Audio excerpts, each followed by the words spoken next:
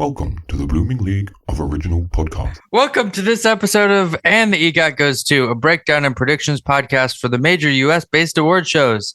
Today we continue our second season with our coverage of the 77th Annual Tony Awards and the 2023-2024 Broadway season. I'm your host, Spencer, and with me is our panel. Hi, I'm Ashley. I see a lot of theater. I talk about it on TikTok, Instagram, all of the platforms, and I'm really excited about this season. Hi, I'm Kate. Theater is my life, and I love seeing it, and I cannot wait to talk about the season, which is overwhelming in the best kind of way.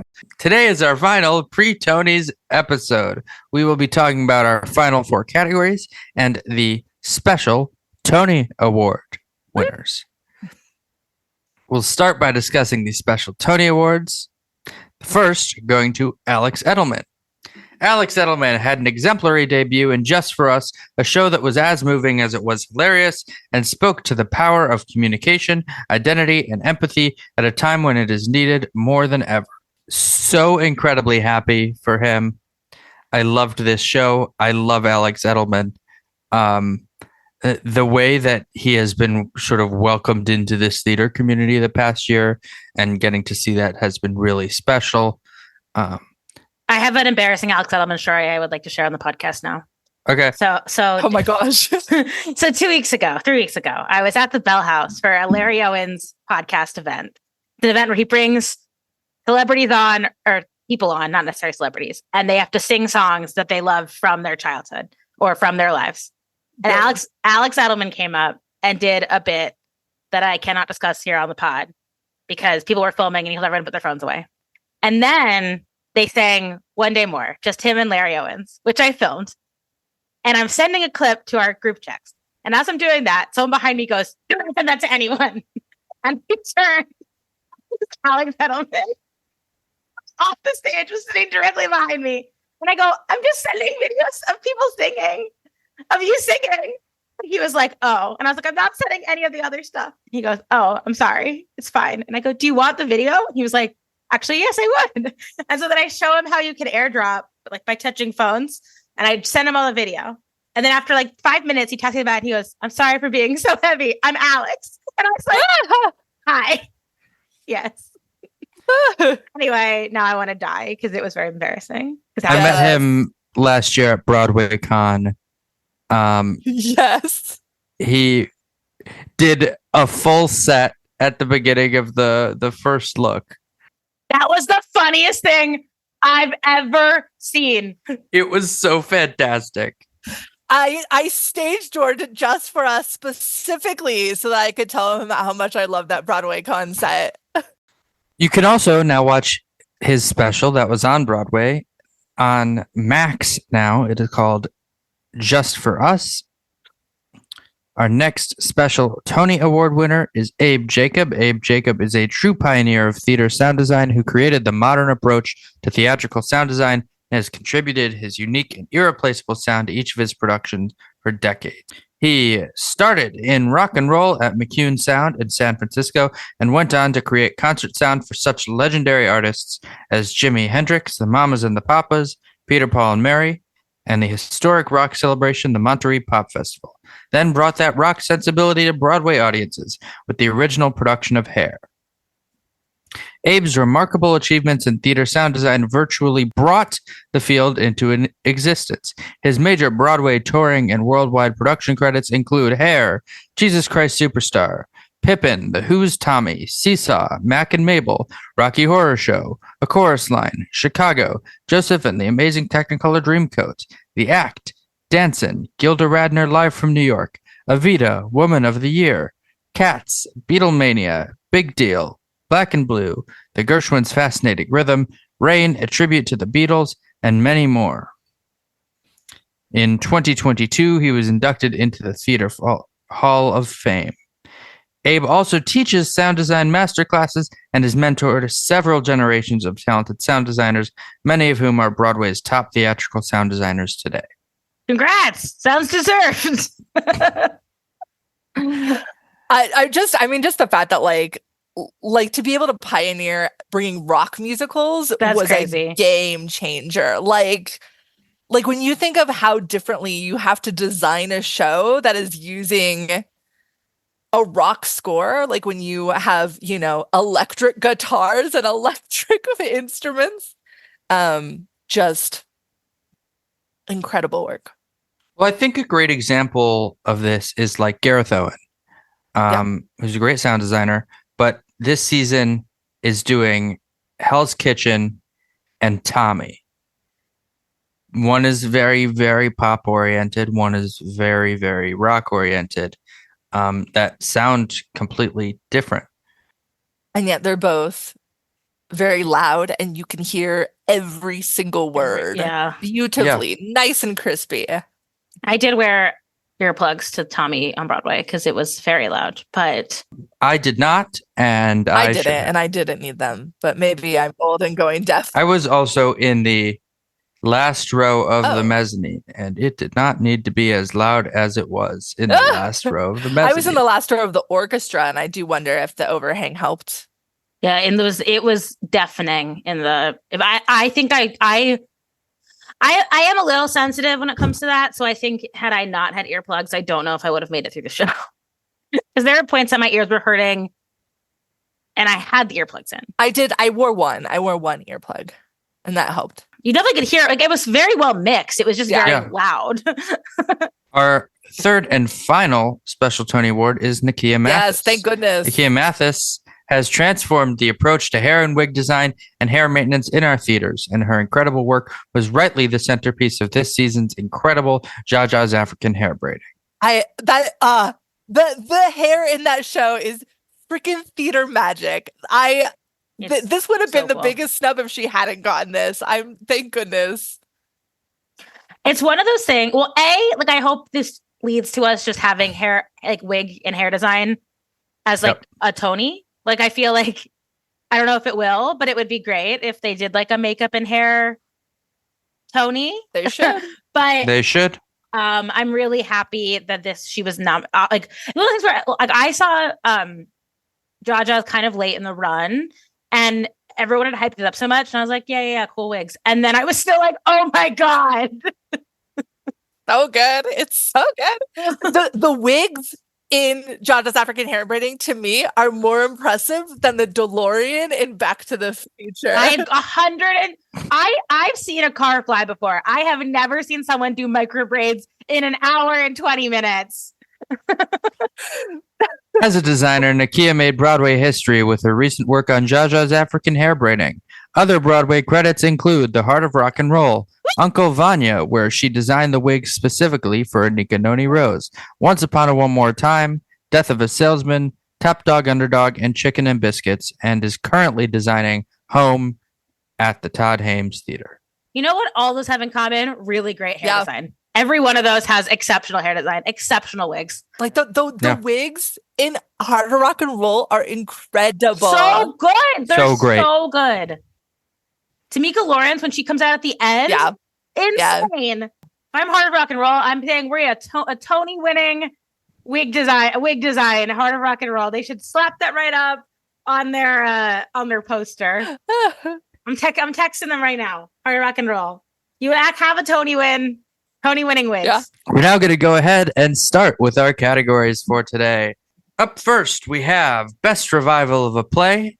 The nominees are Appropriate, An Enemy of the People, and Pearly Victorious. This is Appropriate's to lose. I feel so bad for Pearly Victorious. So do I. Like, I agree. I don't think there's any way Appropriate doesn't win this. When it comes to actually Best Revival, I think Pearly Victorious is actually the best revival in terms of taking an original piece of work and now you're reviving it in a new and creative and interesting way. Like, that is Pearly. And especially, like, highly recommend if you haven't seen it, watching the pro shot of Pearly that's on PBS is so eye-opening in terms of like how smart that show is and what they've managed to do as a full production. And I would literally watch, like, I got to watch it on a big screen, which was very, very cool. And we got to have a talk back afterwards with the cast, which was also really interesting. But like, I would watch 2 hours of just Kara Young reacting to the show. Like, every time, like, it is just it's so well done. It's so smart. I think it is a brilliantly directed Kenny piece. Disagree, but Agree to Oh, disagree. I love it. I I think love it's it. I love it. I love it. I over-directed. love it. Oh, I disagree. I love it. I think But that's part of Kenny Leon's Yeah. style. oh, he though. always Yeah. yeah. But I would say I'm 50-50. It's 60-40 when it comes to Kenny, and this is one that I really, really enjoyed. Overall, though, I think it is appropriate to lose. And like, I love appropriate, and I'm very excited. And Brandon Jacob Jacobs deserves everything, and Sarah Paulson is incredible, and Corey Stoll is incredible, and it's a great piece of theater. And anything else is fine. The only sad part about this is with appropriate being considered a classic and not a new work, despite this never going to Broadway. Brandon Jacob Jenkins won't get this Tony. Oh, yes, he will. Is he a producer? No, it's in the rules and regulations. If your show has never been on Broadway but has been deemed a classic, that the award also goes to the playwright. Incredible. Incredible news. Gutenberg, too, if they won, they would also. Yes, it would go to the writers as well. We'd love to see it. Should we explain the classics rule just for people who might not know the classics rule? The classics rule is essentially a rule that deems that anything that has been in the theater canon long enough that it has been considered a part of the canon is considered a classic. So instead of coming to Broadway and being a new production, they deem it a revival. The bar for what is considered part of the canon is very wishy-washy. There's no set rules on it at all, but it is roughly a mixture of time mixed with are the rights out? Can regional theaters produce this? So like a regional theater can produce and has been producing English. English is coming to Broadway next season. It is going to be deemed a new play because it is like less than 5 years old. Usually they start deeming classics around the 8 to 10 year range. Cost of Living was deemed a classic last year, but something like Mary Jane that premiered in 2017, I think, don't quote me on that. But Mary Jane was deemed a new play despite also being a play that was produced off Broadway years ago and released out into the world. So it's a mixture of the two, but there is no set standard for what is deemed. They essentially decide it show to show. Exactly. So as it says in the rules and regulations, it is determined by the Tony Awards Administration Committee in its sole discretion to be a classic. So they can do whatever they want. But I do think that the rights part is important because some people will look at like a Harmony and a Here Lies Love that were produced over 10 years ago. In the case of Harmony, that was 1997 is when it premiered. But that has been in development that entire time. They have never released the rights. Like you as a regional theater could not produce a production of Here Lies Love to this day, versus appropriate where you absolutely could. And I assume that like something like appropriate, it's not in development at all, right? Like, they're not like changing lines. They're not like like it is kind of set when they come to Broadway. They're like, this is the play. Like sometimes they're obviously directing it differently, but okay. I wasn't sure. I mean, but they changed, lines to merrily. So it's right. It depends on the show and the estate. And here's the language that I was talking about before. The authors of a play and the authors and composers of a musical which was determined eligible in the best revival of a play or musical category by the Tony Awards Administration Committee, but did not have any prior presentation in an eligible Broadway theater and who are living at the time that the production receives this determination will be eligible along with the producers of the production in the respective best revival of a play or musical category. We'd love to see it. Brandon Jacob Jenkins, Tony Award winner. In a week, in a few days. Our next category is Best Revival of a Musical.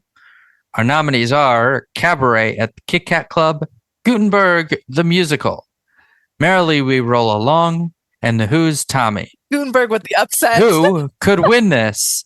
It's going to be Merrily. It should be Merrily. Merrily is one of the best pieces of theater I've ever seen. If it goes to anyone else, I will throw something at the television. Gutenberg with the upset, calling it now.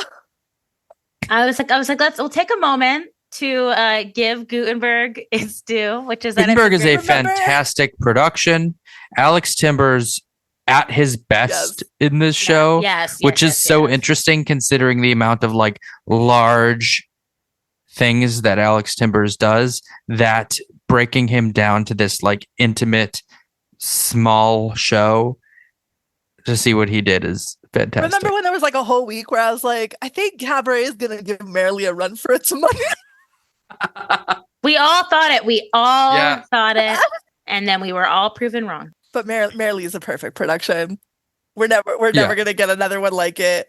I say now, and then in 20 years we get the in 20 years, Daniel Radcliffe and Jonathan Groff co-direct it with Brody Grant. I don't know who's gonna be. There you go. Yeah, Who's Tommy? Also a great revival. Sure.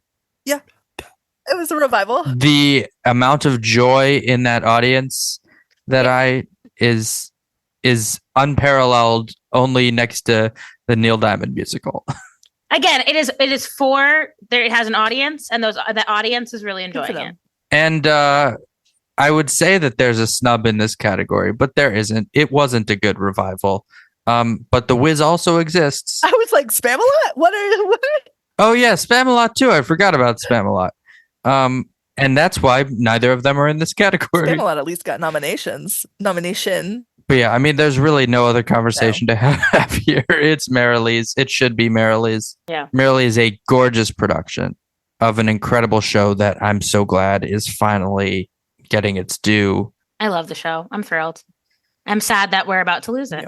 Our next category is Best Play.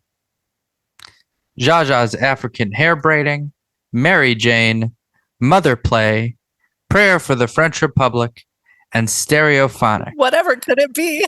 Wow, I wonder who could possibly win this. Hey, you know what? The second most now Tony nominated play lost Best Play. So who knows? But I still say Stereophonic. Yeah, it's an incredible piece. But let's take a moment to talk about each of the nominees in this category.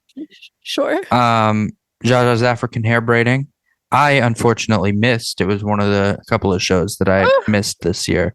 I love Zsa Zsa so much. I think it's a brilliant piece of theater.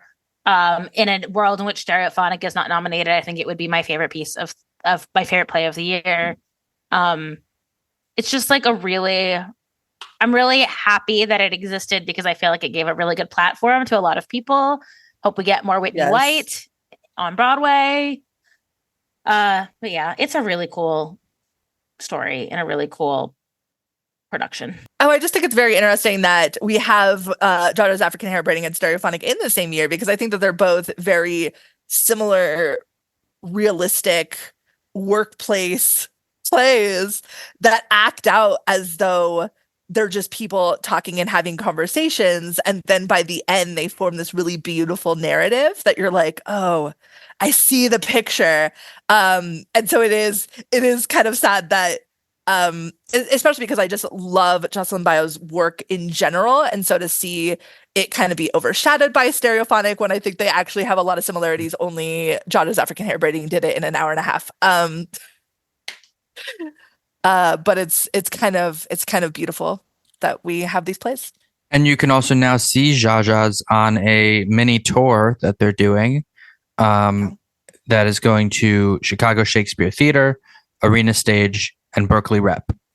And it is the Broadway production. It is with the Broadway designers. It is with the Broadway director. Also, shout out to MTC in general for doing live streaming options for Zsa Zsa's African Hair Braiding. Yes. At the end of its run. They do those occasionally for shows, and I just I love when they do that, and I wish more Broadway theaters would do that.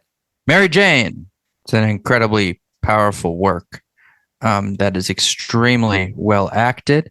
The set reveal was very cool. It's not often you just see an entire set lift up. And just did you not see Hangman? No, I did. That was my other example. Okay. Is this in Hangman where the set just like lifted up the entire thing and went into the ether? Hangman, a show I hated basically the entire thing of and thought it had. It had a gorgeous set. It did. I remember when I was going to go see that, people were like, I can't wait for you to go see the Hangman set. And that's what I know. And what an outstanding Broadway debut for Rachel McAdams. Yeah. And I hope Mary she Jane. does more theater. Yes, I would love to see that. Mother play? Anyone want to say anything? It's a play. I enjoyed it. I love Paula Vogel. I think the fact that she wrote this play and like it's a play that she's wanted to write her. And I went to it when I saw Mother Play. I went to a talk back afterwards with Paula, and it was really really cool because I didn't know the talk back was happening. And I was like walking out, and people were like bringing out chairs, and I was like, "What's going on?" And they're like, "Oh, it's a talk back with Paula Vogel and Kate's good friend who lives in Colorado." Not really. Kate doesn't know them, but they are at Colorado Springs. Oh yeah. And I've professor been to or something. talkbacks with him. Yeah. And I was like, hey, I don't know you, but I know my friend Kate lives in Colorado. Near, like, that's all I do. Anyway, it was really interesting. And she talked about how she wrote this play in like 3 weeks and how she's waited, how it's a true story based on her experience growing up with her mom and her brother who died of AIDS, who she watched die. And the whole story is true. And she's like, I waited for my mother to die for me to write this. And she and her mom, like on her mom's, spoiler alert, her mom's deathbed, they had a conversation where they forgave each other for all of the harm they'd caused each other. And she goes, and I forgave my mom for everything she ever did, except for the fact that she threw my brother out of the house when he was dying of AIDS. And I think it is a really clearly a play that means a lot to her. And it's also crazy to me that you'd bring a play to Broadway that you've never workshopped before and that you wrote in 3 weeks and then did, literally, she said she wrote it in 3 weeks. They did 10 days of rehearsal and then opened that's up. crazy. Play, Paula Vogel is an incredible writer. This play to me is so evident of how important developing a work before you bring it to Broadway is. Yeah. I was like, this is good, but I feel like I'm watching a new play festival, not a Broadway show. Especially a show that's so personal to her. Yeah. To not take the time felt like a really odd choice. But it's Paula Vogel. Everything's I mean, personal to her. This is the second That's play true. right. And about I her think- brother. Like Baltimore Waltz is also about her brother. Yeah. I mean, I also think it was a commissioned play from Second Stage. So I think it's also on. Yeah, but also they announced it a year before. I mean, I'm sure Paula Vogel was procrastinating and then Yeah. 3 weeks before was like, oh shit, I still have to write that play. Which again, Paula Vogel being able to do It that is, is it impressive. And the cast is so good in it. Very deserved nominations. I mean, again, I really enjoyed it. I did not expect it to hit me as hard as it hit me. I do love that every time Paula Vogel writes about her brother, she just calls him Carl. Like that's his name, and she uses his name in every because it's his name in Baltimore Waltz. It's his name in this play. She's like, I'm not. She's like, he's gone. So I just use his name. But I don't know. I enjoyed it a lot, but I agree that it definitely still feels like it's in development. But it kind of is. So. And then Prayer for the French Republic, my personal non-stereophonic favorite play of the season. I loved it off Broadway, and then I loved it on Broadway. It has meant different things to me both times. It is. Can someone write a happy Jewish play? Yeah, I mean, Joshua Harmon. But like, everyone's always dying or scared or leaving or I don't know. I love this play. There's literally a special Tony Award for a happy Jewish play about anti-Semitism this year. Just for us has a happy That's ending. true. I mean, it is still Yes. about people hating Jews. But yes. But yes, I love this play. I'm so glad that they brought it to Broadway. I saw it off Broadway once. I saw it twice on Broadway. I took my dad the second time. And I'm really, really glad I was able to take him to see this. I thought he would really love it. He did really love it.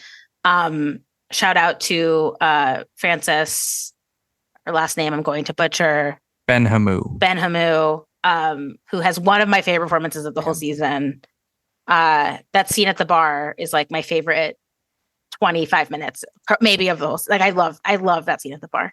And I've thought about that since I saw it off Broadway. So I'm really, really happy it's nominated. Again, I think in another year, in a different season, it could have been the best play of the year. When we saw this off Broadway, I was like, that's going to win best play. And now For I me, know. there's just something that was lost from the off-Broadway production. And I think that something is Richard Topol, but I think it didn't work for me as well on Broadway.